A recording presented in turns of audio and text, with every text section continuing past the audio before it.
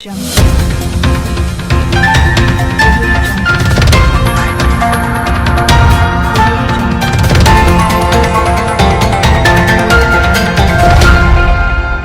വിഷന്റെ news at 7 വാർത്തകളിലേക്ക് ഏവർക്കും സ്വാഗതം. വാർത്തകൾ ചുരുക്കത്തിൽ. KPCC പ്രസിഡന്റ് കെ സുധാകരൻ ഉൾപ്പെടെയുള്ള കോൺഗ്രസ് നേതാക്കളെ കായികമായി കൈകാര്യം ചെയ്ത പോലീസ് നടപടിയിൽ കോൺഗ്രസ് പ്രവർത്തകർ കരിങ്കല്ലത്താണി ടൗണിൽ പ്രതിഷേധ മാർച്ച് സംഘടിപ്പിച്ചു. തുടർന്ന് നടന്ന യോഗത്തിൽ മണ്ഡലം പ്രസിഡന്റ് ഓങ്ങല്ലൂർ ഹമീദ് അധ്യക്ഷത വഹിച്ചു. മണ്ഡലം UDF convener P Padmanabhan, Sainuddin, Faisal Paloth, Manu Paloth എന്നിവർക്കൊപ്പം മറ്റു പ്രവർത്തകരും സംബന്ധിച്ചു. നേതാക്കൾക്ക് പരിക്ക് പറ്റിയതായി നമ്മൾക്കെല്ലാവരും ഇന്ന് അറിഞ്ഞിരിക്കുമല്ലോ.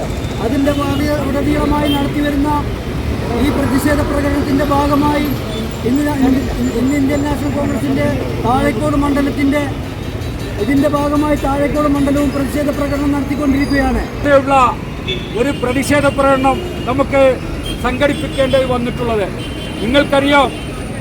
DGP ഓഫീസിലേക്ക് പിണറായി വിജയന്റെ നേതൃത്വത്തിൽ ഒരു മാസക്കാലമായി കേരളത്തിൽ നടന്നുകൊണ്ടിരിക്കുന്ന ആഭാസകരമായ ഒരു മന്ത്രിയും മന്ത്രിസഭ ഒന്നര മാസമായി കേരളത്തിൽ യാത്ര തുടങ്ങുമ്പോൾ ഒരു പരാതി പരിഹരിക്കാനാണ് ഈ ജാഥയുടെ ലക്ഷ്യമെന്നാണ് ആദ്യം പറഞ്ഞിരുന്നത്.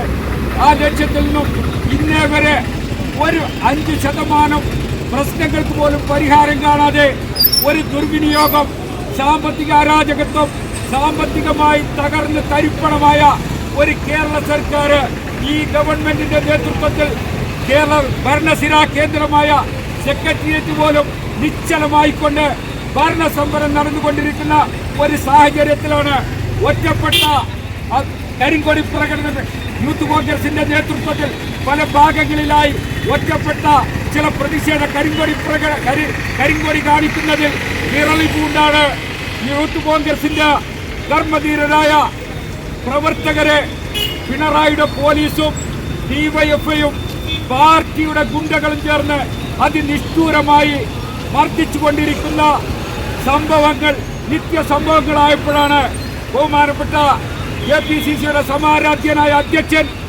ഇന്ന് DGPയുടെ ഓഫീസിലേക്ക് ഒരു മാർച്ച് സംഘടിപ്പിക്കുകയുണ്ടായി. DGPയുടെ ഓഫീസിലേക്ക് സമാധാനപരമായി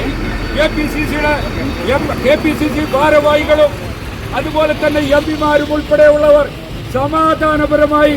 കൂടുതൽ വാർത്തകൾക്കായി നാട്ടുകൾ വിഷൻ ചാനൽ സബ്സ്ക്രൈബ് ചെയ്യൂ.